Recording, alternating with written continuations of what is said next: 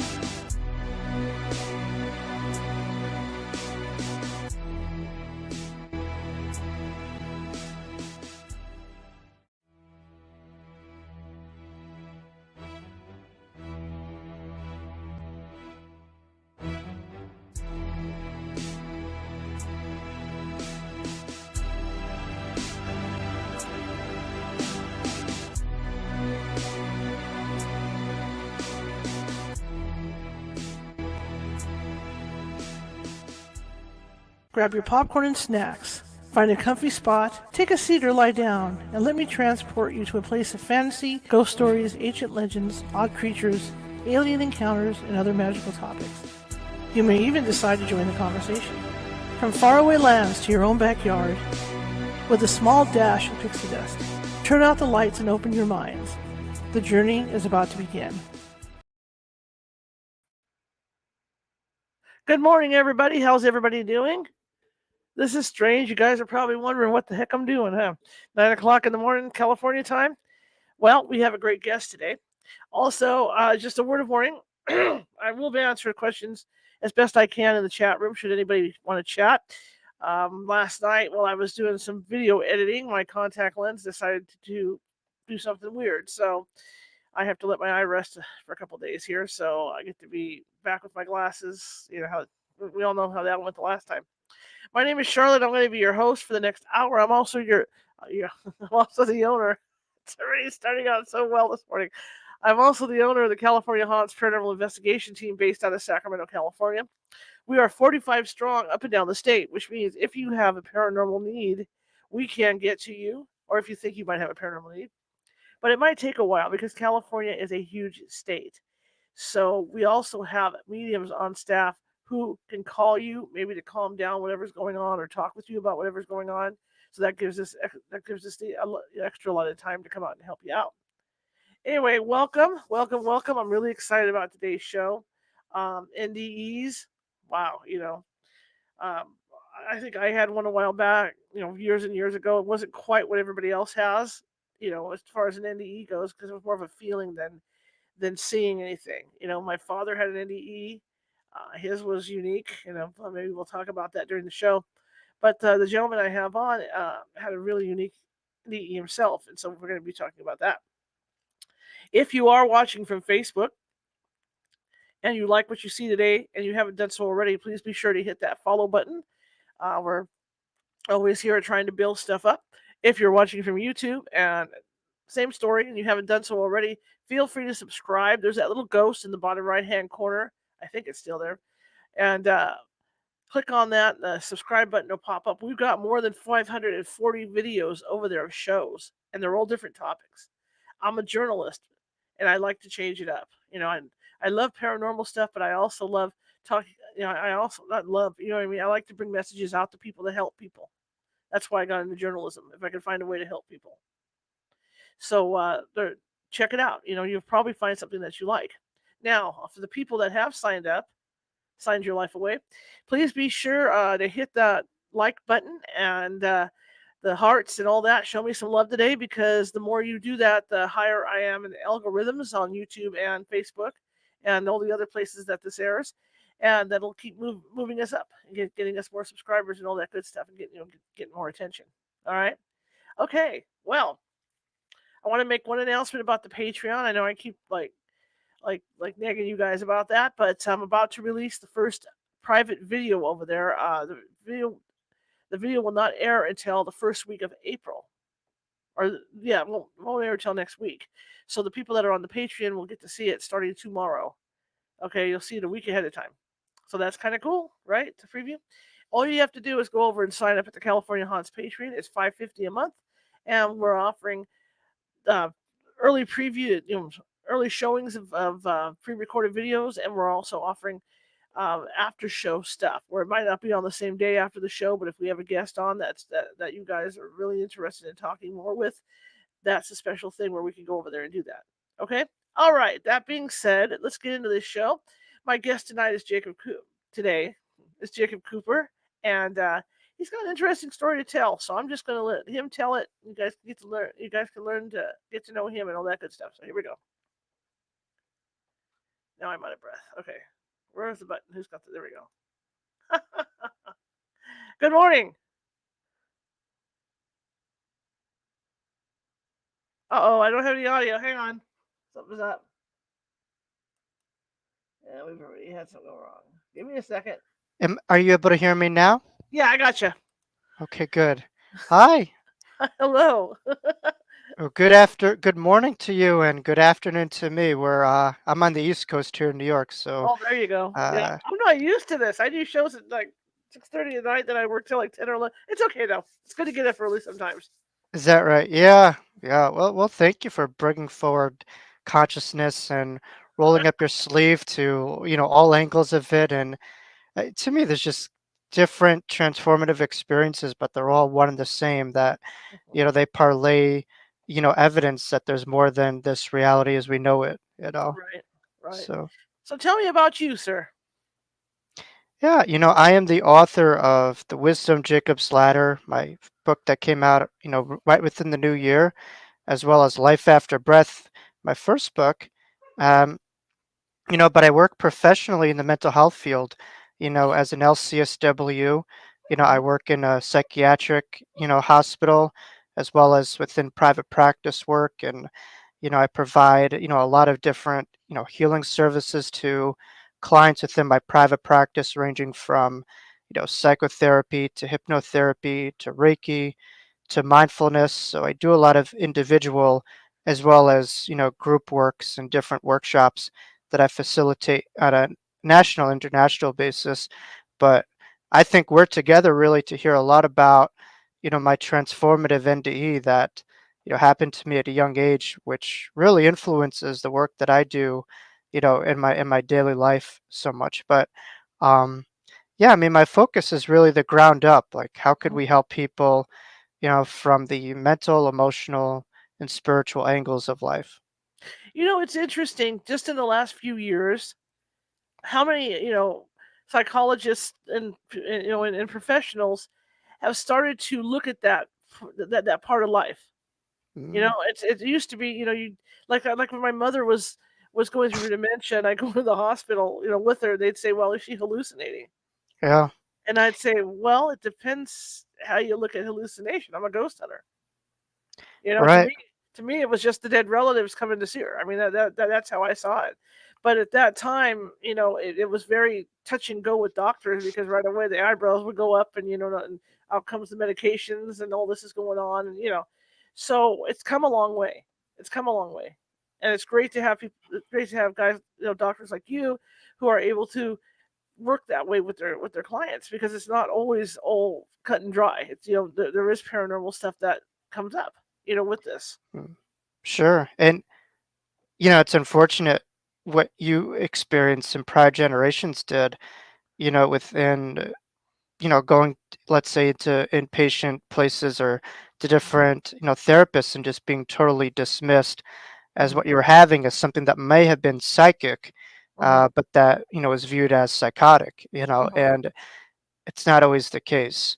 Um, and I think it's important to differentiate, but you just wonder, throughout history, how many world-class mediums have we hid from society back mhm. in the day, from over medicating them or just dismissing their gifts and never allowing them to own what they had as something beautiful, and a gift, not as a burden or a curse or a pathology. So now I I think it's hard to say what comes first, the chicken or the egg, in terms of Right. transformation, because as a society we're transforming, and so as therapists we always have to be tuned into where society is. But I also think both medical and mental health are able to really have a lot more backing and support for this as a thing. And um, Mhm. and we look at the thing that I'm talking about today, near death experiences.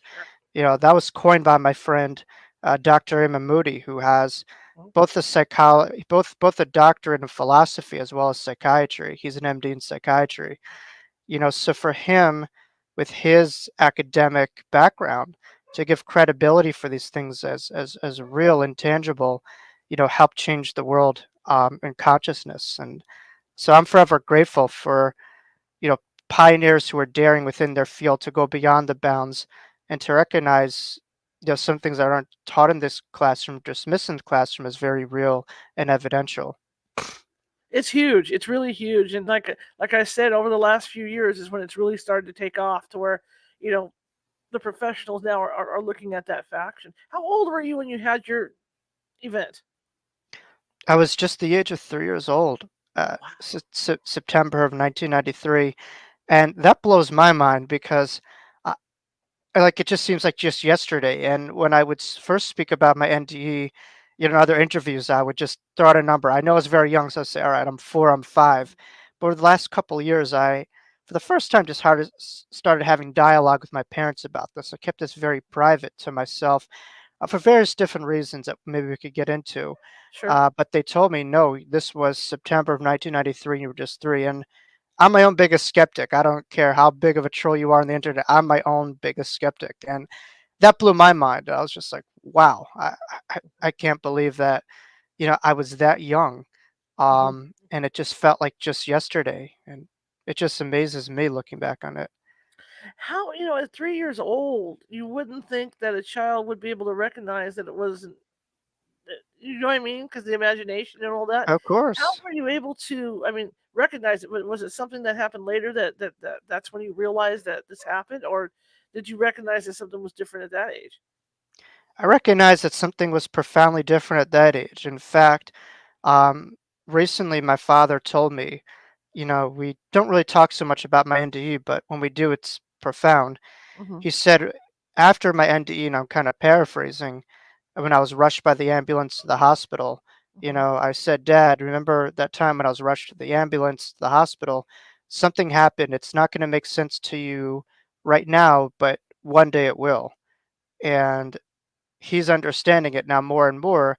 So what I will say to you is, you know, I I had it when I was very young, and Hmm. so to utilize that filter of a very young child when I came back from it was nearly impossible. I think it's very difficult for an adult to even describe NDEs in their words. So the filter that I was using was a 3-year-old brain, a 3-year-old child. That was hard, but the person who experienced this, the observer who experienced this, was never my 3-year-old self. That was my eternal soul. So Interesting. I think, in a way, we sometimes have a synonymous identity with our current chronological age and Hmm. our soul age. And Hmm. so I think we have to understand, in a way, that we're experiencing ourselves in these different ages and cultures and times within this life, but those are just experiences. They're not the full totality of who we are. And so the NDE reminded me that, yes, in this life, on this reality, age in linear time is very real, Hmm. but on the overall relative, it's just a facade. There is no time, there is no real age. We are timeless, ageless beings. So it's hard for people to conceptualize this with, Hmm. the left brain, but I think people, when they hear me talk, a part of them just remembers that, oh yeah, I'm an eternal soul, I'm an infinite soul in a finite body.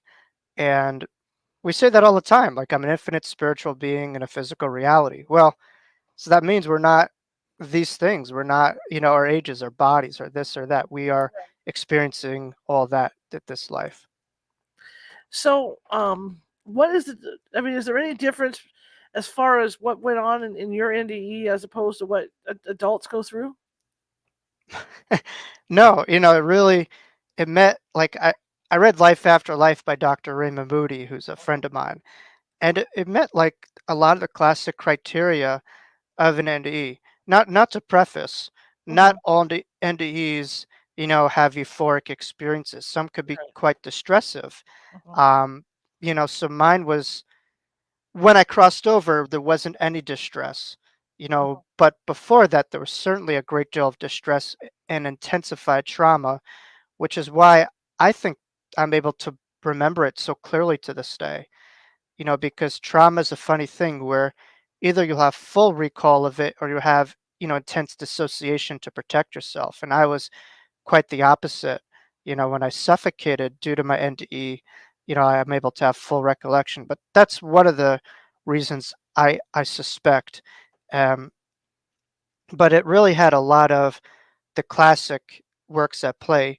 Now the complexion is that I had to come back with it and Hmm. go and live life as a 3-year-old. But I don't necessarily think it's all that different depending on your prior baseline. I think, if you're a total atheist and you have an NDE, then that changed the trajectory of your life. But if you had some degree of spiritual belief and you weren't fully religious and stuff like that, this would maybe accelerate and enhance what you already were, living with in your baseline.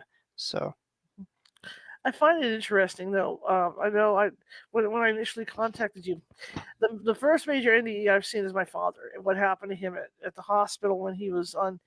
when he went on Code Red over at Kaiser, and mm, he described seeing his dog that he had had in World War II. That he brought that he ended up getting shipped home, and mm, this dog came to the end of his bed, and my dad said he got up out of bed and he was petting the dog and playing with the dog, and then in his head he thought he heard the dog say it, but he wasn't positive, and he thought he heard the dog say, "It's not your time, you have to go back." mm, And then the dog turned around, and left him, and then he mm, woke up back in the hospital bed. mm. So I think the NDEs can be maybe different for everybody, depending on what you know what your background is, what your beliefs are and stuff. Yeah, well, you know, here's what I'll say. Um, NDEs are fascinating in a sense that a lot of it has nothing to do with what we experienced in this life. For instance, there are people who are visually impaired who have never seen in their lives in their NDEs, they're able to have full vision, Hmm. or people who are auditorily impaired and never have heard, and they're able to hear, or people who come from different religious backgrounds, atheists, people with the Muslim faith, Right. people who are Jewish, Christian, whatever it may be, and they have totally different spiritual encounters on the other side that had nothing to do with their prior spiritual religious worldviews. Hmm. So sometimes there's congruency, but more times than not, there's something else that we didn't believe in or tap into prior to that. And that gives a lot more validity to me that this isn't just something based on the life that you're living. This is Right. something beyond this reality. Um, but you make a great point that within NDEs, there's two potentials. It's either like your father that was told, "Hey, Right. it's not your time. You have more to do. It's not yet your exit time." Or you're told, "Hey, you're given an option. You could continue to live your life, or you could cross over." For me, I was given full autonomy, which what I want to do, and that was just most difficult question I've ever been faced with in my life. Because I was fully on the other side, and it was beyond descriptive words, and you know, I was uncertain, of what Mhm. to do, but obviously I chose to stay. Otherwise, I wouldn't be here. Well, I might be here, but maybe I would come through a medium on your show or something like that. Right. Right. Right. Right. I would still be Right. around. Yeah. I had an experience myself. I don't know if it was an NDE or what, or I was going into an NDE. You know what I mean? I was in this horrible accident on a snowy freeway, and Wow. the car turned to go over the cliff, and I remember seeing in my mind's eye that the car would. I could see it in my mind's eye. I'm looking through the windshield, and I could see the ground coming up to greet me.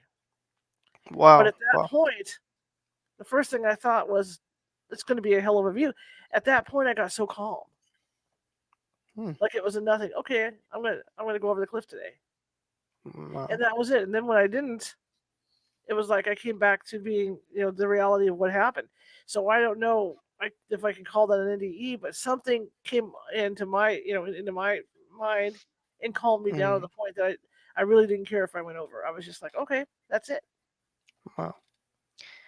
Yeah. A lot of times we compare and contrast NDEs where Yeah.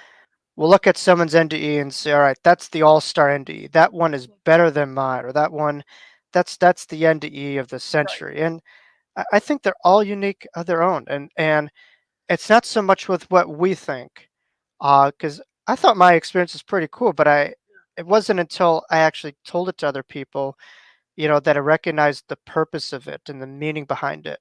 Hmm. So I don't think our experiences are meant to be held to ourselves. They're meant also for other people. And the more that we're able to unrelinquish ourselves and our stories, the more that we're in unison with our purpose in this life and the more impact we could have. Absolutely. Can you share your NDE with us? Of course. September of 1993, like we said earlier in the segment, I was just the age of 3 years old, and I went to a playground and I climbed, up onto a ladder going onto a slide. At the top of the ladder going up to the slide, I just began to suffocate due to pertussis, otherwise known as whooping cough, Mhm. and I just went into this period of suffocation, nothing to hold on to, no breath, everything taken from me. It was to this day the most traumatic, scariest moment of my life. I don't want to sugarcoat that moment, Right. but then moments later, I was able to really see and sense my physical body, and just saw that it was just shutting down like a power breaker in a home, like one unit at a time. And the last part of my body and my brain that I was aware of was my own, physical brain. And I just was Mhm. able to feel my brain, know my brain, sense it. And due to the deprivation of oxygen, it just felt like a large crack within my brain, like the largest sound. And literally, as the saying goes, my brain cracked open, and that's when God came in. And that euphemism happened to me on a literal basis, where once my brain was totally deprived of oxygen and I felt this crack in half, was when, I crossed over to the other side and had this profound near death experience. And this, NDE, I was able to become aware of my own spirit guides, angels, past lifetimes, awareness of all that there ever is, ever was, ever will be, which we could depict as the center of the universe or God, whatever that is. Whatever we say is a limiting word in the vernacular, Mhm. to it.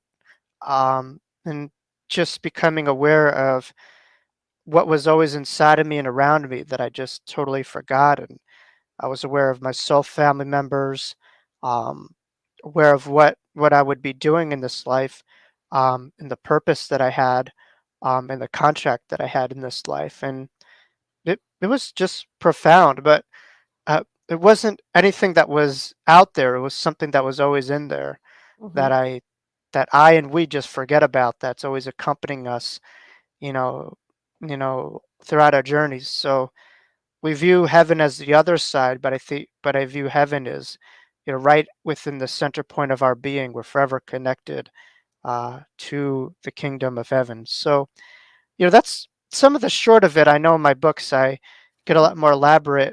elaborative. It's hard to get into the full-fledged experience. But certainly, if you have, or any of your viewers have any question about the specific details of the NDE or the meaning behind it, I would love to. Because within my first two books, Life After Breath is really, a homage to Dr. Raymond Moody's Life After Life. Mhm. But Life After Breath was reflective of my NDE, where I totally suffocated. There was nothing for me to hold on to, but I Mhm. tapped into this breath beyond the human breath, this breath of eternity, and I recognized beyond the breath of the physical body is a breath of eternity that can never be taken from us. And so that my first book is really a memoir about my NDE and what life was like when I had it and after it. And the wisdom Jacob's ladder is really, the different rungs of the ladder of teaching from the afterlife, from the hereafter to the here now. So those are the two angles that I take. So when you were experiencing the NDE, what did you see? Did you see any relatives or anything like that? Well, I would refer to them as soul family members, and even that is kind of limiting because I think, in a way, we're all a part of one soul family. So to Mhm. say this is the soul family, I think that's all of us. But I would say it was more the nuclear soul family. Shakespeare, who I'm born right at the same time around, he was also a Taurus, I believe. Mhm. Spoke about the theater of life, how life is just kind of like a stage and a play in a way, and that, in a way, is a reflection on reincarnation, how we have these different soul we have this same soul group that we're a part of when we take on these different hats, these different roles, but it's all a part of the play and balancing out, a lot of the karma between our family members, and just this kind of army that we're a part of. So within my NDE, I was cognizant of the family that, my soul is really, interconnected with, that transcended this lifetime, and there was other people from other previous lifetimes that I, connected to.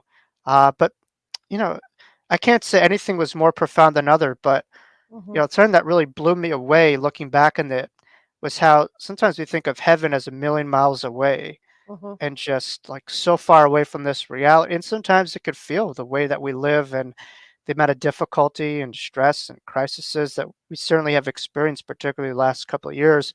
But the other side is just a dial above this reality I experienced. And why I say that is I saw, you know, just an infinite array of angels that were right in front of me, Mhm. and it was just this filter of angels right above this reality, and they were just floating very peacefully in front of me, and there was just countless angels, like, it's like infinite angels that I was able to see. They were very young and very youthful, but they were right here in this reality. So when I was having my NDE, I was just like, geez, this is too real to be true. Like, I must be hallucinating. Again, I'm always an inner skeptic. That's just me. Right. Right. But, when I was able to transition, I was like, no, this is familiar. This is home. So when you do cross over, there's an incubation period where you still carry over some of the reality that you're used to seeing, and then you're re-expanded, back to your real eyes and real place of viewing things from an unlimited vantage point. Now, when you talk about, you at the time you were 3, but you talk about your soul. So when you were experiencing this, you weren't experiencing it as a 3-year-old. You were experiencing it with your soul, correct? So over there, you were older to where you could comprehend it all. Yes, I mean, I'd say two things could be true at the same time, where there was a part of me that was connected to that reality and was getting used to this. But eventually, once the dust kind of settled, I had this, like what you had, this clear knowing, this clear contact where this was viewing it of a place of clarity, which was my soul. So it wasn't in a way inhibited Hmm. or blocked or just kind of had some barriers for my 3-year-old self. Within time in my NDE, I was able to really fully experience this through my soul. Now I still had, thoughts about that life too and connections, within my NDE. I just, had questions like, what would my life be look like? What would I look like? What would happen if I turn this down? Just so in a way, like the uncertainty of what that life would be like and not going through that, it was a big question of mine. What was this life about? And if I were to leave it, like, just felt like there was unfinished business within this life. And I wondered what the rest of the story could look like, if I were to continue it. So I remembered having those thoughts. Now, to preface, once souls cross over, they still continue their work. It never stops. Whether you're here, over there, and sometimes souls cross over. As much as we want them to be here, they're more in a way effective over there than over here. Hmm. So sometimes we just view this. We don't recognize the contractual obligations, the spirit realm that we have, that we're here, not just for each day to just kind of live as long as we could live and then die. We all have a contract here. We're here sent from the spirit realm to this earth life. So, um, sometimes things don't make sense from the mind or Right. from the ground up, but when we recognize the contractual obligations to the spirit realm, they make more sense. So once you got back, and obviously the hospital and all that, did you tell your mom and dad about the experience you had, and what was their reaction? No, I mean, like, for those kind of just catching on, I really kept quiet about it. The only thing that my father remembers is that I told him that something happened, that one day it will make sense to him, but now is not the time to talk about it, or that I or he won't be able to understand what happened. But the difficulty was on so many levels. The intense trauma that I had in my NDE, made it very complicated. And if you have trauma, many times, in particular young age, that could come out in rage, or that could come out in intense opposition. But the difficulty is now all of a sudden I couldn't look at myself or the reality as I knew it in the same way. But the Hmm. challenge was, is I was now back in my 3-year-old body, which I just knew was, the grand scheme of things, just an illusion. Hmm. And so I was very defiant against reality, because I'm like, geez, I'm not that empty kind of vessel that you're seeing me at. I'm a timeless soul. And so the difficult part was I knew the world outside of me was looking at me from a very superficial basis, just on my body and having a synonymous viewpoint of who I was with my body. But I knew that I was not my body. It was not my age. Those things were all things that were vehicles of experiencing, vehicles of experience for my soul. Um, so but it definitely led to a lot of complications, to say the least. Did you feel, when you were on the other side, did you feel that warmth that a lot of people talk about, that warmth and security? Warmth is an understatement. There's no words to possibly describe how good you feel and how euphoric you feel. And in this lifetime, we're used to like comparing our experiences at times here. Hmm. But we forget when you cross over on the other side, you're beyond the body. So we're not bio-neurochemical, and there's kind of caps to that. When you're over there, there's no limitation. And I'll stress this again, there's no limitations to how good you could feel. And we hear that one ear out the other, but that was the reality. There was no possible, you know, apex for how good I could feel. It was endless, the euphoria. And that's just sticks with me to this day when you cross over. But more importantly, the love that you feel is different than over here at times. And I can't speak for everyone. Right. Certainly, we've had droplets of beings on the other side within our lifetimes. You call them earth angels, Hmm. but I really think that's people who remember who they are. They're very connected. It's Hmm. that part of them, beyond this reality. But what I would say is on the other side, in this lifetime, we're used to looking down. We're used to others looking down at us. Others just having like a viewpoint of us. This is the box they see us as, and we inherit and we carry how many times others see us within this box to how we see ourselves. Well, when you cross over, you're not looked down on, you're looked up at. And you're looked up at with infinite beauty, infinite understanding, and you're looked at so much more beyond the limitations that we see ourselves as. We are um, immeasurably more significant and more beautiful through the spirit realm and the eyes of those in the spirit realm that we could possibly conceptualize.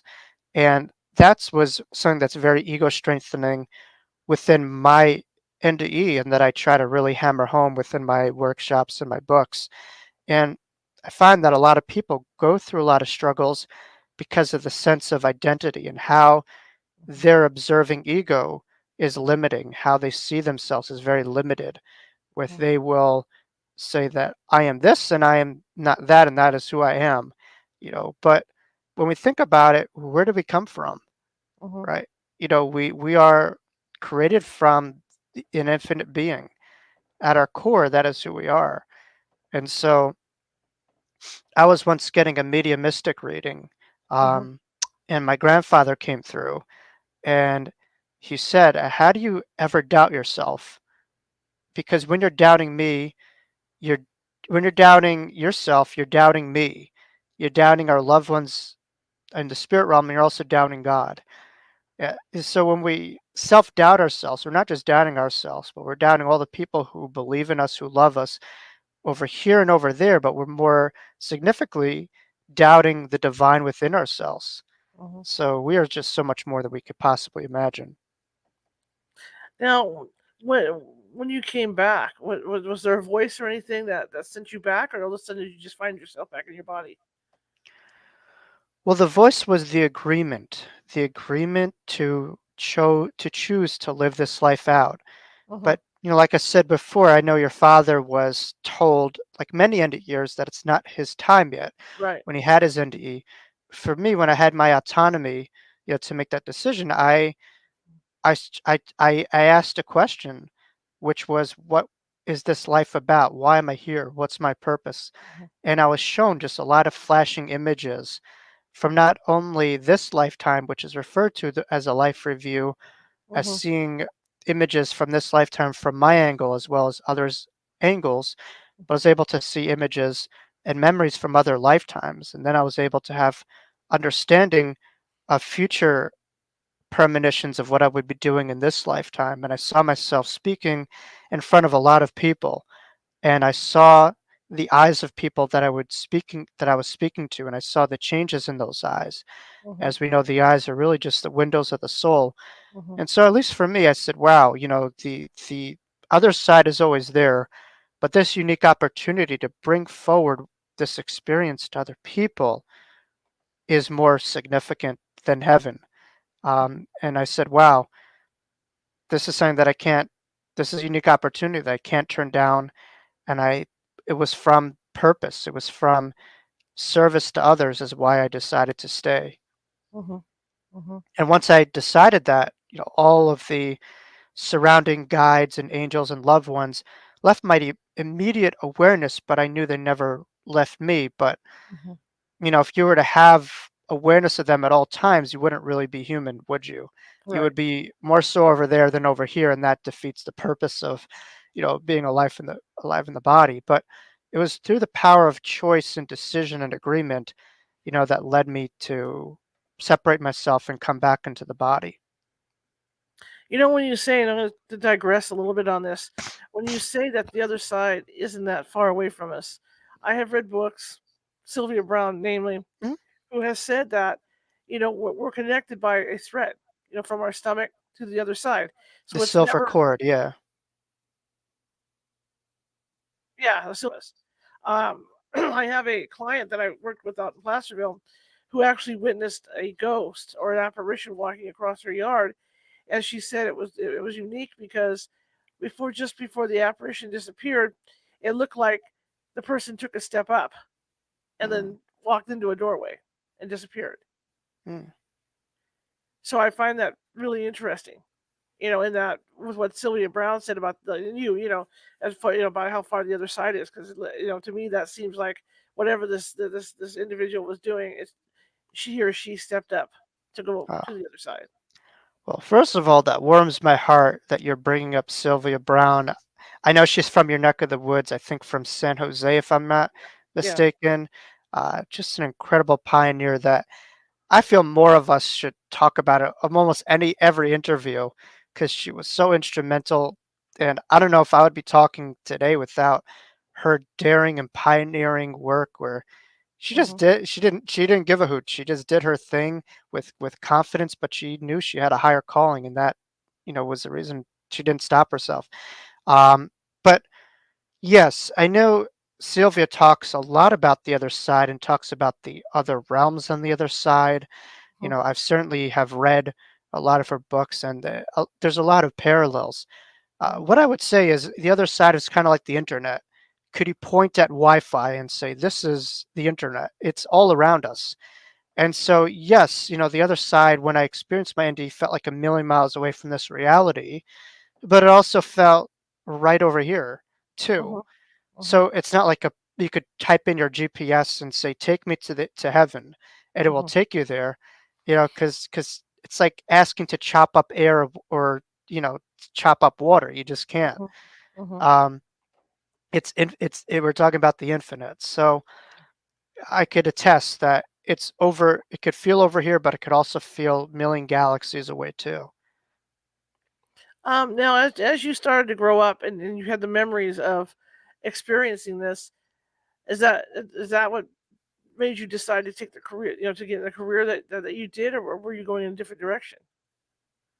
Well, I credit a couple things. I mean, first of all, I come from two different generations of social workers and humanitarians. So, while kids were just kind of sleeping in on Sundays and eating pizza, past Saturday night, whatever. And sometimes I did that. But Sundays, I woke up very early in the morning and I volunteered for my father's special needs organization. I worked for the developmentally, disabled and stuff like that. So, it was to me that you're only as valuable as your difference that you have on others and your ability, Mhm. to be there for the underserved, the underprivileged, the marginalized. And so service was always hammered home within my DNA. So I can't say that that didn't influence me, but my NDE certainly had a big part of it because, you know, I was totally suffocated. There was nothing to hold on to, Right. and I was given back that breath of life. And so for me, I just recognize how beautiful of a gift that was. Mhm. And I guess some people try to find God and look for God, and Mhm. other people don't look for God, but they embody God. And Mhm. to me, embodying God is about service and about giving back life to others who might feel lifeless or out of sorts. And so that's what I try to do within my work from the ground up, is just to give back what I was given in my Mhm. NDE. Um, and I think it's a beautiful thing when you see people come into your office. Not all the time, many times that, Right. they're kind of stuck in their own suffering and misery, but hopefully eventually there's change. But at times you'll see clients come into the office with maybe a shift of consciousness and change in their energy, and that to me is all that to me keeps me going. Mhm. Mhm. Um, have you talked to many? I mean, you can't obviously tell me names or anything, but have you had clients that have had similar experiences to yours? Yeah, I used to run groups for not just NDEs, but I would run groups for people who had NDEs, STEs, spiritual transformative experiences, shared death experiences, SDs, and OBEs, out of body experience, which Mhm. I had later in life, which blew my mind more so than my NDE, because this happened when I was like a young adult. It's one thing to say I was just a kid, whatever, but this was even more, full blown. So I Mhm. have that. I've done that in the past, and some clients do come to me for that specifically. I'm finding that when people could identify their experiences, is there a great deal of catharsis. And I know that happened with me. I had this near death experience, but it's not like I was walking around saying I had an NDE. It was Mhm. just this incredible mystical experience that I kept within. It wasn't until I was blessed to read a book called Embraced by the Light by Betty Adie that Mhm. gave me a universality that other people had these things, that there was, and it got me on a search that there was a term for this. So that really was a big eye opener for me and allowed me to take ownership of this experience. And so I think people struggle when they feel that they're the only ones who had it, no one else could understand it outside themselves. That's when they struggle to find meaning and make sense of these things. Do you think that now there's a lot of, and I'm just going to throw this out there. I read your book. Your NDE was fabulous. It was fantastic. I mean, that's what Thank got you. my attention. And do you think, because I mean, there's a lot of talk from doctors, and surgeons and all this, of it's just because the oxygen got cut off to your brain, and your brain was reacting and creating these pictures. Do you think? I mean, do you think that happens more often than not, or do you think? I mean, like in your case, you actually went. Yeah. Well, I think that, I mean, what you're kind of referring to, is a lot of the hallucinations that the medical community think that we have when Yes. we have these NDEs. And at times that there is valid with, hallucinations could Mhm. certainly be, Mhm. of a valid experience, of the chemicals within the brain. But what I would say is this, when people have these NDEs, and when I had mine per se, there was no functioning of the brain. At very least, there was very little. Mhm. And so to have a very little functioning to no functioning of the body or the brain, and yet have full blown awareness, Mhm. where does that come from? And all of a sudden, that puts, to them, they have no answers to that. But Mhm. to me, what I'll say is there is a separation of the brain and the mind, that they're not one and the same. The brain filters the mind, but it does not produce it. Mhm. And having my NDE, I just recognized there's this higher mind, superconscious mind, subconscious mind that we have that is filtered through the conscious mind, through the brain, but isn't produced by it. And so I think that gets back to material reductionism, which is if we reduce all of us at a core, and once the body goes, there is no sense of reality. Mhm. And so this puts that in the corner. But I'll give an example. Let's say someone tries LSD or something like that, or hallucinogenic. Brain activity is normally lowered, in a lot of cases, and your consciousness or awareness is higher. Mhm. How is that explained? Or, people who, are about to go and they have what's called lucid visions when they're about to leave this body, all Mhm. of a sudden they have peak in awareness, but brain activity, through their, dementia, Alzheimer's, whatever that is a lot lower. And all of a sudden, family members get excited, like they think, oh my God, they had an epiphany, they're coming back. But Right. shortly after that happens, when they have that clarity, they usually go. So to this day, the medical community and scientific community can't explain those phenomena with decreased brain activities, but heightened awareness and how Mhm. that works. There's a tremendous incongruency with the two, when that happens.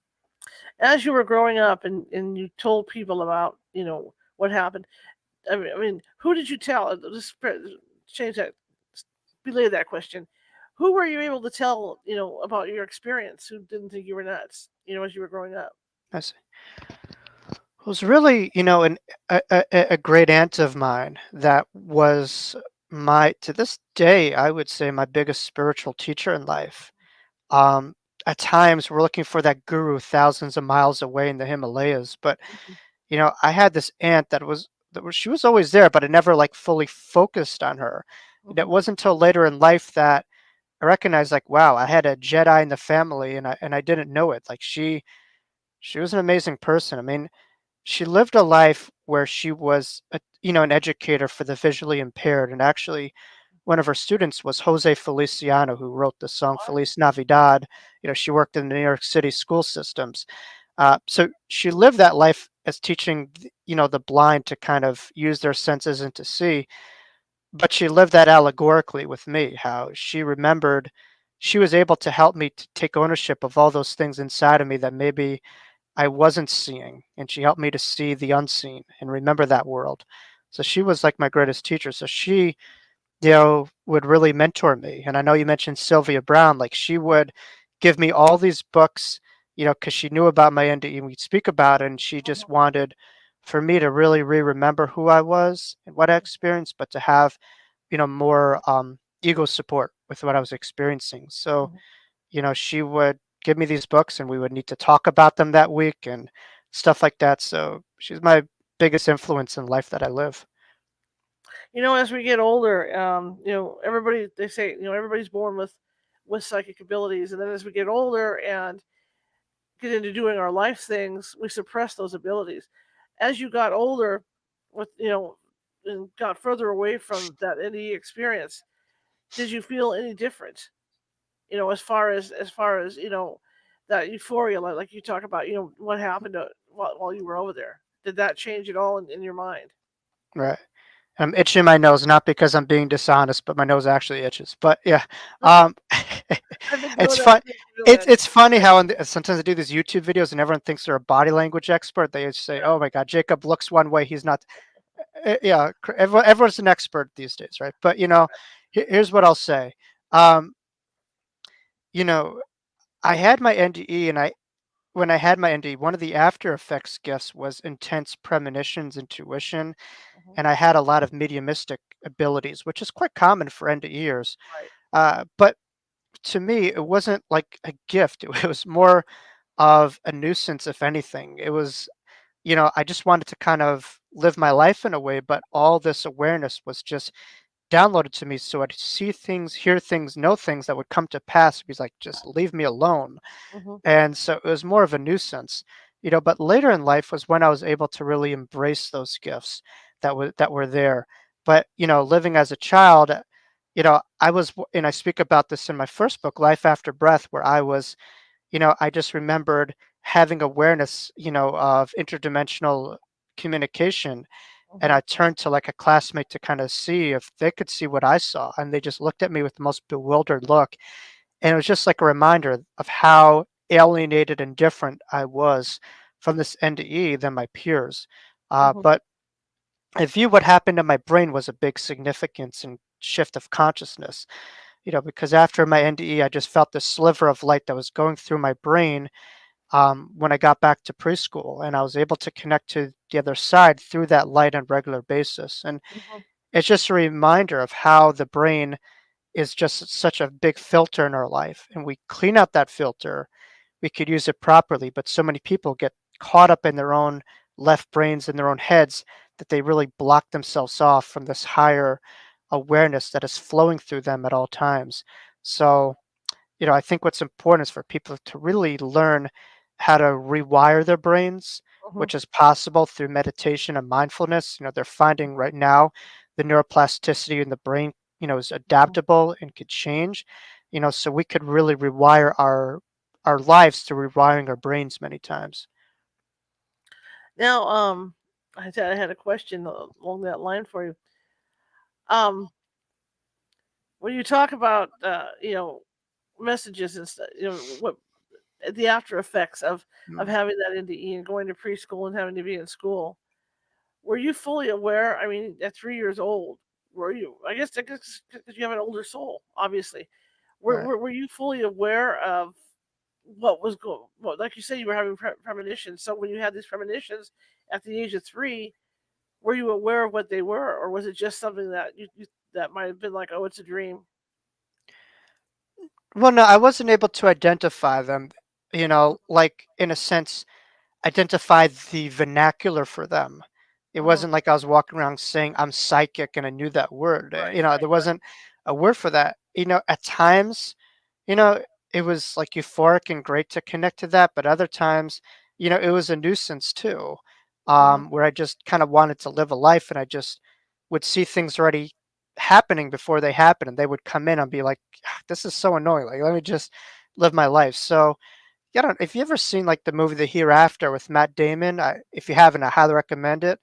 But that movie, I don't wanna give it away, but they include Matt Damon as kinda like this negligent medium, and he just kinda wants to live his life, and so there was a period in my life where I just had all this awareness and just kinda wanted to bury it, but it's kinda like a beach ball, intuition. It's like you try to bog it down, but eventually when it's ready, it just pops up to the surface, and whatever you resist will persist.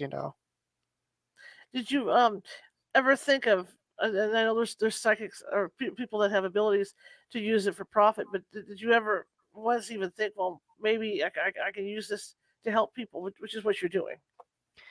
Yeah, I use it in my own way, through what's called, I don't know, Dr. Judith Orloff, if you're familiar about this, Hmm. she is a clinical UCLA trained psychiatrist, but she talks a little bit about clinical intuition.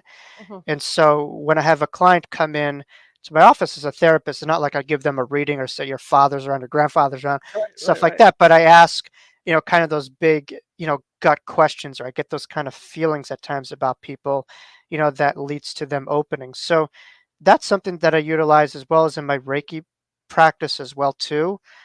Kind of feel and sense kind of different things around my clients. But sometimes people think of psychic energy as just on a micro basis, where it's just like Right. you reading a client. For me, my psychic awareness, is there on a micro basis, but now it's like more full blown on a macro basis where I'll just get a download of information and I'll write that information down. And that's led me to write 2 books as well. I just kind of get these downloads. And so on social media, each and every day, I get this kind of different download usually, and I'll put it out there. So intuition it just isn't you picking up on a spirit or a loved one. It could also mean wisdom that's flowing through you, or awareness, or just an insight that you get, or a feeling that you get that helps you not get hurt. So it's a very broad concept, but I think a lot of people just think of it as, reading someone in front of you. That's a part of it, but Hmm. that's at the full, totality of it. Well, continuing along that line, are you able to like when you're talking to somebody one on one? Because we just kind of talked about that. Are you able to kind of um, fig- figure out in a roundabout sort of way what might be going on with them, even though they're saying one thing, and then you could technically figure out something else? Yeah, obviously it's hard because I have to use my training, so we have Hmm. to. But what I try to do is balance out my reasoning Hmm. with my intuition. And reasoning is based off of experiences and training, and you ground that, with your intuition. And I think wisdom is the middle ground between reasoning, logical brain and stuff like that, in our intuition, what we're feeling in the moment, and wisdom is somewhere in between. Hmm. Hmm. What do you have to say to people that might have experienced an NDE and are afraid to come forward? Well, I think they really need to be validated in their hesitancies and acknowledged first, because it does take a lot of courage. And, not all NDEs are the same in what they experience, but not all NDEers are the same in what they have to come home to. Some come from a very conservative, traditional family that just kind of believes things by the books, and they will still ostracize them if they have it, or potentially for them to come out, they'll be in a job that they might feel will let them go, or a relationship that the partner will let them go, or they might not be able to express what happened to them and they're forever changed, and their partners, can't pick up on why, and they won't be able to either know or explain what happened to them. So I think the first thing is validation. Hmm. I think people want to feel validated, but beyond that, they want to be heard and understood. So I think it's not so much what I will say, but how much I will be able to listen to them, actively. I think active listening is very significant, and people to feel validated and heard what they have to say and not judged.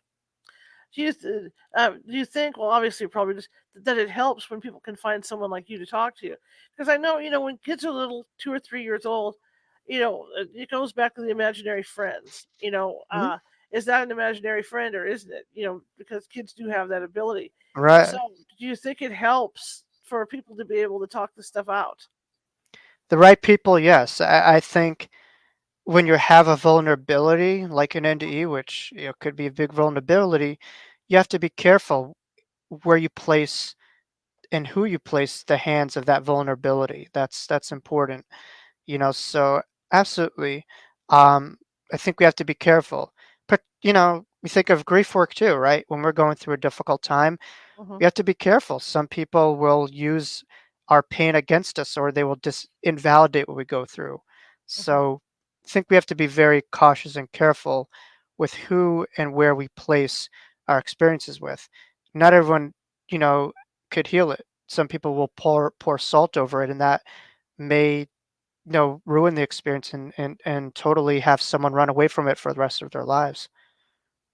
Well, I find it impressive with what you do. You're I want to say scientist, but for lack of a better word, but you're also open to this stuff, and I think that NDE helped you do that, and I think it's wonderful because it's nice to know that there's people out there like you that others can come talk to. Well, thank you. No, I really appreciate it. And people ask me all the time, how has NDE changed, in your therapy practice? Hmm. How are you different from maybe therapist B?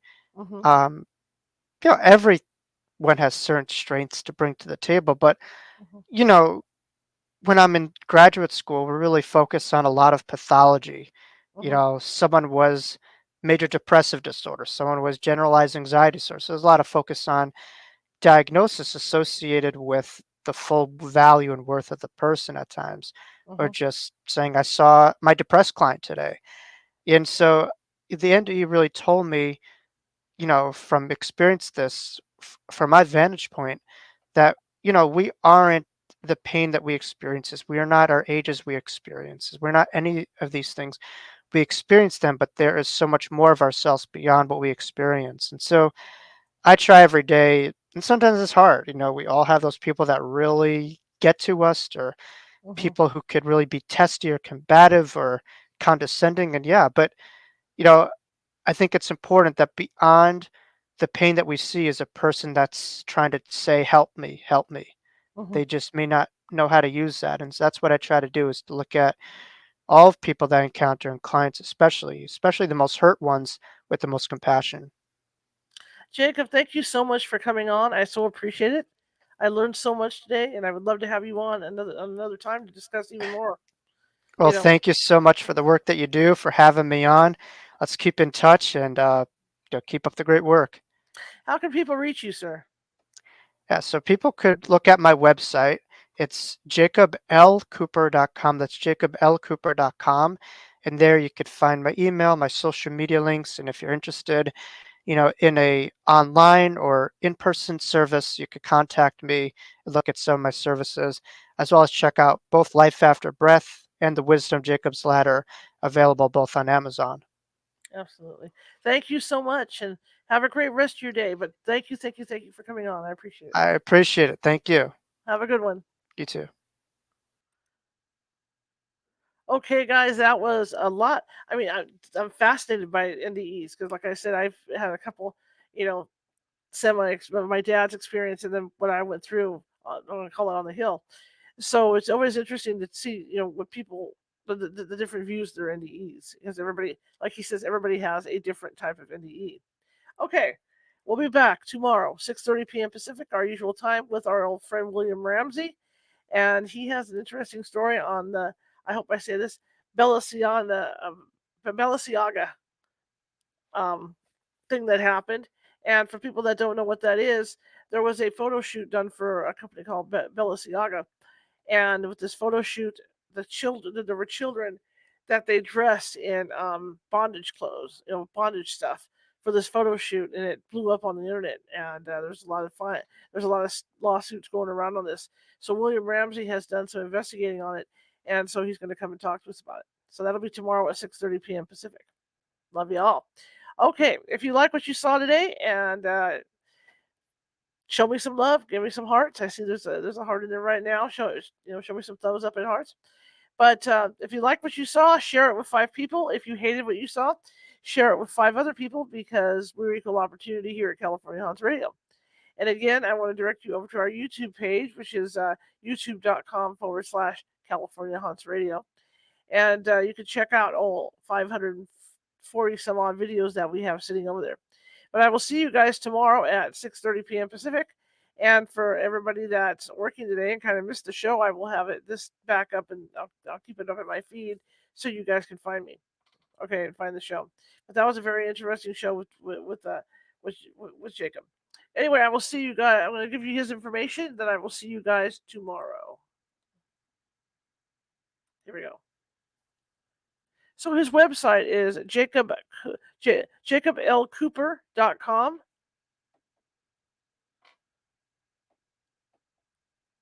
And the book is Life After Breath.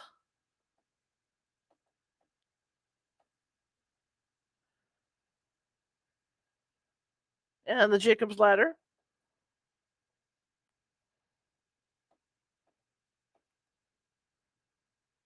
And as he said, they are available at Amazon.